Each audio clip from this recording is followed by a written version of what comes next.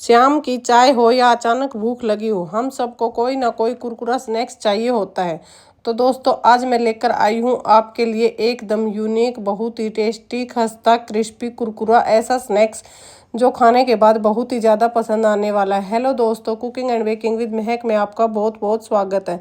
और दोस्तों आपसे प्यारी सी छोटी सी रिक्वेस्ट, अगर आप मेरे चैनल पर पहली बार आए हो तो मेरे चैनल को ज़रूर से सब्सक्राइब करना, और पहले से कर रखा है तो बहुत बहुत धन्यवाद आपका। चलो दोस्तों इस रेसिपी को बनाने की शुरुआत करते हैं। इस रेसिपी को बनाने के लिए हमें घंटों की मेहनत नहीं है, ये झटपट से बनकर तैयार हो जाती है और इसके सामने पकोड़े वगैरह कचौड़ी सब फेल हैं।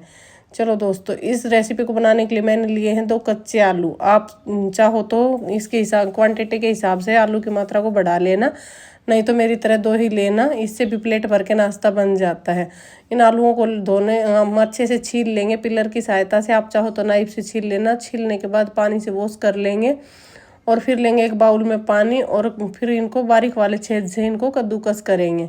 और बारीक वाले से इसलिए कर रहे दोस्तों कि हमारा नाश्ता झटपट से बनकर तैयार हो जाए, हमें घंटों की मेहनत ना लगे।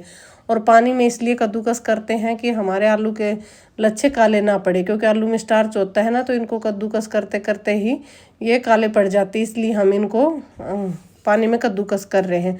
और फिर इनको 2 से 3 पानी से अच्छे से वॉश कर लेंगे और फिर एक प्लेट में इनको वॉश करने के बाद अच्छे से टाइट से निचोड़ते हुए इनको प्लेट में निकाल लेंगे। आप चाहो तो इस नाश्ते को उबले हुए आलू से भी बना सकते हो, लेकिन उबले हुए आलू से इसमें नाश्ते में क्रंचीपन नहीं आएगा, क्रिस्पी नहीं आएगा, इसलिए ये आप इसी से बनाना कच्चे आलू से ही।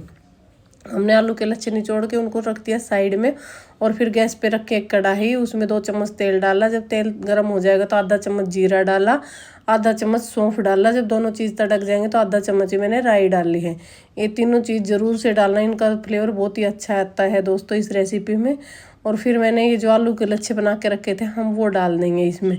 हम इनको फिर कंटिन्यू चलाएंगे इनको अच्छे से, ताकि जो हमने तड़का लगाया उसमें अच्छे से मिल जाए। और हम इस रेसिपी में ज़्यादा मसाले भी यूज नहीं करेंगे। इनको 1 से 2 मिनट तक पका लेंगे और जब ये 1 से 2 मिनट हो जाएगा तो हम इसमें डालेंगे खाली नमक। हम और मसाले इसमें नहीं डालेंगे, बस खाली नमक डालेंगे। और ये जो आलू के लच्छे ना इसी के हिसाब से हमें इनमें नमक डालना है। और फिर नमक डाल के 1-2 मिनट में ही फिर पका लेंगे। इनको ज़्यादा पकने में टाइम नहीं लगता है, क्योंकि बाद में डालेंगे तो ये नमक पानी छोड़ देगा, इसलिए हम इसी टाइम पे डाल देंगे। और नमक डालने के बाद झटपट से आलू के लच्छे हमारे पक भी जाते हैं। ये देखो दोस्तों हमारे आलू के लच्छे बनकर तैयार हो गए हैं। फिर हम इनको निकाल देते हैं एक प्लेट में। आप चाहो तो इसी कढ़ाई में भी छोड़ सकते हो, नहीं तो इनको प्लेट में भी निकाल सकते हो ठंडा होने के लिए। आप चाहो तो वही कढ़ाई ले सकते हो, लेकिन मेरी वो वाली कढ़ाई छोटी थी तो मैंने दूसरा लिया है। और फिर इसमें मैंने डाला तेल, और तेल जब गर्म हो जाएगा तो आधा चम्मच मैंने इसमें अजवाइन डाली है। जब अजवाइन तड़क जाएगी तो हम 1 कटोरी भर के डाल देंगे गेहूं का आटा।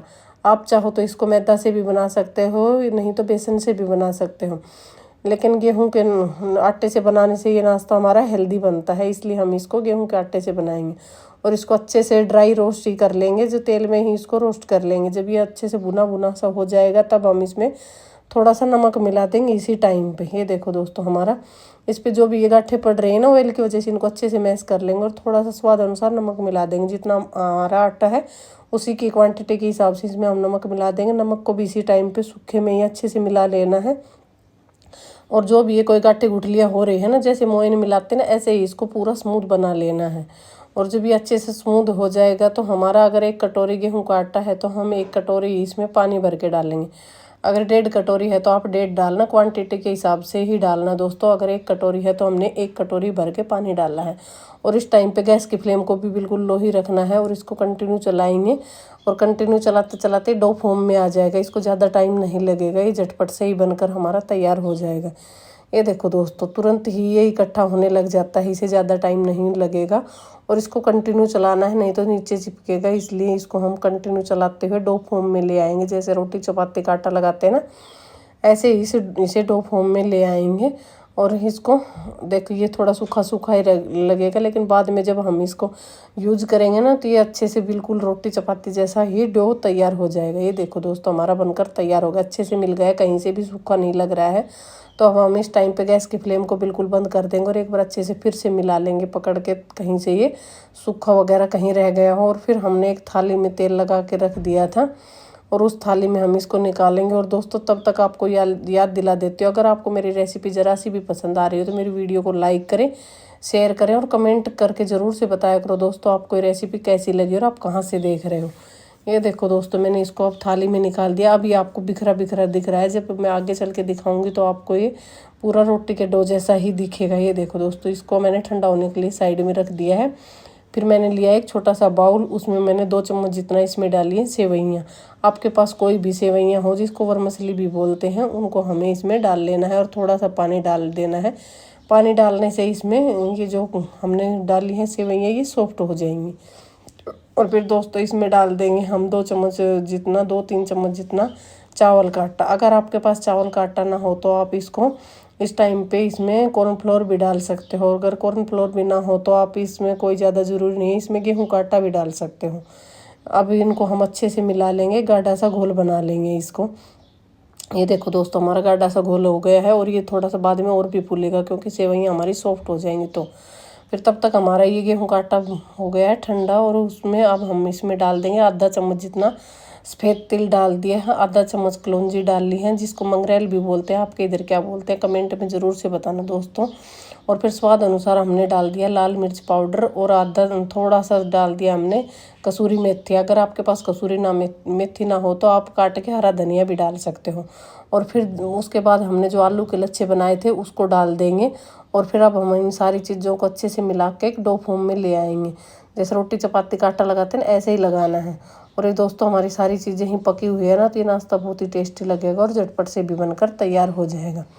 ये देखो इसको अच्छे से मसल के लगाना है, फिर बिल्कुल ही सॉफ्ट लग जाएगा। पहले आपको सूखा सूखा लग रहा था ना, अब आलू वगैरह डाला है ना, ये देखना कितना अच्छे से डो बनकर तैयार हो जाएगा। ये देखो, और अब ये डो बनाने के बाद हम नींबू के जितने आकार की गोली लेंगे और इसको गोल गोल इसका बना लेंगे आटे का। हम इसको शेप दे देंगे, आप अपनी पसंद से कोई और शेप भी दे सकते हो, टिक्की वगैरह के भी शेप दे सकते हो। ये देखो दोस्तों मैंने एक तो बना के आपको दिखा दिया और ऐसे धीरे धीरे करके हम सारी आटे की ये लोइयाँ गोल गोल नींबू जैसे आकार के बनाकर रख लेंगे। आप कोई और शेप बनाओ तो उसमें भी बना लेंगे। ये देखो कितना हमारा गाढ़ा हो गया, हमने ये लिया और इसको अच्छे से एक बार चला लिया है। और फिर नाश्ते का एक एक पीस उठाएंगे और इसमें अच्छे से डीप कर लेंगे, इसके ऊपर सेवइयाँ अच्छे से कोट कर लेंगे ताकि हमारा नाश्ता क्रिस्पी बने। और फिर हम कांटे वाली चम्मच से लेंगे, क्योंकि इसमें मैंने उठा के देखा तो ज़्यादा घुल जा रहा था, इसलिए मैंने कांटे वाली चम्मच पे उठा के रख लिया है। और दूसरे साइड मैंने गैस पे ऑयल गर्म होने के लिए रख दिया। एक छोटी सी कढ़ाई थी, उसी में मैंने ऑयल गर्म होने के लिए रखा। और इस टाइम पे जब हमारा ऑयल गर्म हो जाएगा तो गैस की फ्लेम को लो टू मीडियम कर देंगे और जितना हमारी कढ़ाई में जाए उतने ही इसमें डाल देना है। मैंने आधे एक बार में किया, आधे में बाद में कर लूँगी। और चम्मच से इनके ऊपर तेल डाल रही हूँ, क्योंकि ये गोल हैं तो इनको ऊपर से थोड़ा सा टाइम लगेगा, इसलिए मैं थोड़ा तेल डाल रही हूँ कि इनको कुकिंग प्रोसेस इनका जल्दी हो जाए। और लो टू मीडियम फ्लेम पे इनको हम पकाएंगे। और जब ये एक साइड से सिक जाएगा तो बिल्कुल हल्के हल्के हाथों से हम दूसरी साइड इनके पलट देंगे। और 1 से 2 मिनट पहले टाइम में लगेगा और फिर 1 से 2 मिनट हमें दूसरी साइड से पकाने में टाइम लगेगा। उनको फिर दोनों साइड से पक जाएंगे तो मैं एक बार चम्मच की सहायता से इनको हिला रही हूँ दोस्तों, कि कहीं से भी ये कच्चे ना रहे। और फिर इनको हम स्पाइडर वाली छलनी लेंगे और उसमें हम चम्मच की सहायता से एक ही बार में निकाल देंगे। और क्योंकि ये गोल है ना तो चिमटे से पकड़ने में आसानी नहीं होगी, इसलिए हमने चम्मच से ही झटपट से बनाकर इसमें डाल लिए हैं। और फिर एक्स्ट्रा ऑयल निकाल के एक प्लेट में इनको निकाल दिया है। ये देखो दोस्तों ये नाश्ता देखने में कितना सुंदर लग रहा है और बनाने में उससे भी आसान है और खाने में बहुत ही मज़ेदार है। एक बार आप इस नाश्ते को ज़रूर से ट्राई करना। ऐसे ही करके मैंने नाश्ते के बाकी पीस जो बचे थे वो भी बनाकर तैयार कर लिए हैं दोस्तों। और ये बाहर से सेवइयों की वजह से बहुत ही क्रिस्पी बना है। आप एक बार इस नाश्ते को ज़रूर से ट्राई करना और मुझे कमेंट बॉक्स में बताना आपको ये रेसिपी कैसी लगी और आप कहाँ से देख रहे हो, ताकि मैं आपको धन्यवाद बोल सकूँ। ये देखो दोस्तों मैंने तोड़ के दिखाया, बाहर से क्रिस्पी और अंदर से कितना सॉफ्ट है। आलू के लच्छों की वजह से ये बहुत ही क्रिस्पी और करारा बनता है। बाय बाय दोस्तों, आप एक बार इस रेसिपी को ज़रूर से ट्राई करना और वीडियो को लाइक ज़रूर